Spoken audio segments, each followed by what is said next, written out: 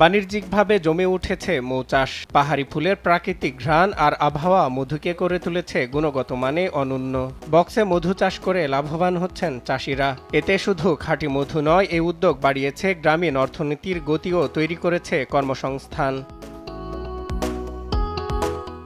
মৌলভীবাজারের বড়লেখা উপজেলার পাথুরিয়া পাহাড়ের আশেপাশে প্রাকৃতিক পরিবেশে পাহাড়ি ফুলের প্রাচুর্য।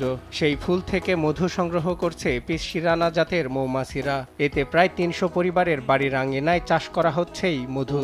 প্রতি বছর আমার এখানে প্রায় ৩ থেকে ৪ বার আমরা মধু সংগ্রহ করতে পারি। পাহাড়িয়া মৌমাছি, এপিস সেরেনা মৌমাছি পাহাড়িয়া বিভিন্ন গাছগাছালি তাই মধু সংগ্রহ করে। তো আরো ভালো হইতো আমরা যে প্রশিক্ষণ আমরা বড়লেখা উপজেলায় প্রশিক্ষণ যদি ব্যবস্থা করা হইতো। এই পদ্ধতিতে মধু চাষ করে বছরে আয় হচ্ছে কোটি টাকা। প্রাকৃতিক উপায়ে সংগ্রহ করা মধু স্থানীয় বাজার ছাড়াও বর্তমানের চাহিদা বেড়েছে বিদেশেও। অপরদিকে ফুলে ফুলে মৌমাছি উড়ে বেড়ানোর পরাগায়নে যেমন কৃষিতে ফলন বাড়ছে, তেমনি মধু বিক্রি করে অর্থনৈতিকভাবে স্বাবলম্বী হচ্ছেন মৌচাষীরা। আমার এখন প্রতি মাসে খরচ বাদ দিয়ে আমার 1.5 থেকে 2 লক্ষ টাকা আমার প্রতি বছর ইনকাম আছে।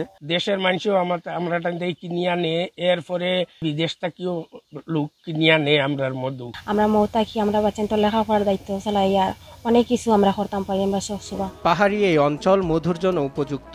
মৌ চাষে প্রশিক্ষণ দিলে আরো উৎপাদন বাড়ানো সম্ভব বলে জানান উপসহকারী কৃষি কর্মকর্তা। পাহাড়ি এলাকায় প্রচুর বনজ ফুল ফুটে। এই ফুলকে কেন্দ্র করে বিভিন্ন মৌচাষীরা মধু উৎপাদন করে থাকেন। এখানে বিভিন্ন মধুচাষী যারা আসছেন ওনাদের আলাদাভাবে কোনো প্রশিক্ষণের ব্যবস্থা নাই।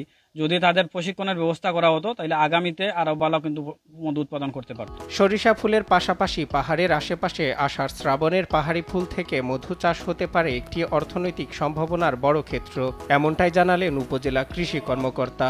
প্রায় ৩০০ জন কৃষক এই মধু উৎপাদনের সাথে জড়িত। তারা ব্যক্তি উদ্যোগেই করছেন। আর যদি সংশ্লিষ্ট ডিপার্টমেন্ট তাদেরকে যথাযথ প্রশিক্ষণের ব্যবস্থা করতে পারেন তাহলে মধুর উৎপাদন অনেক বাড়বে। প্রাকৃতিক পরিবেশ কাজে লাগিয়ে আয় করা সম্ভব তা প্রমাণ করেছেন স্থানীয় মৌচাষীরা। একই সঙ্গে আবহাওয়া ও উদ্যোগ একত্রে হলে সাফল্য সম্ভব বলেও জানান তারা। সজল বিশ্বাস, নিউজ ডেস্ক, দেশ টিভি।